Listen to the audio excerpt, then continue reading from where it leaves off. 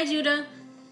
So I got your voicemail. You said you needed help accessing your email. I'm going to make a video showing you how to do that and a couple of other things. And then if there's anything you still need help with, just reply back to my email and let me know so then I can help you further with that.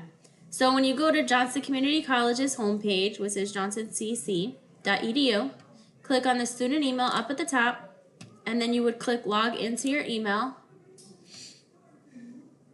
Mine is already logged in, but yours is going to bring you to a login screen, and that's where you will put your username that you gave me, and then you would put at mail.johnstoncc.edu, and then you would click next, and you would enter your password, and then when you continue from there, you would see this screen. So this is your Office 365 account.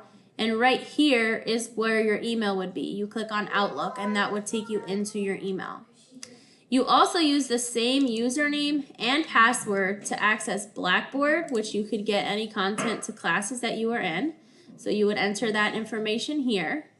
And if you need to go to WebAdvisor to register for classes or other things like that, you go back to the home page and at the top you click WebAdvisor, continue to WebAdvisor, and then when you log in, you would put that same username and password. If you have forgotten your password, we can reset it. You could try to reset it first. You can go to student password reset, and then it will ask you for your username and your student ID number, and you would click next and go through to answer the questions.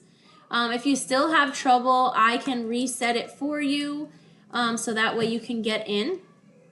So hopefully some of that information helps. If you have any trouble with any of the items that I showed you or anything additionally, just let me know and I'll be happy to help. Thanks.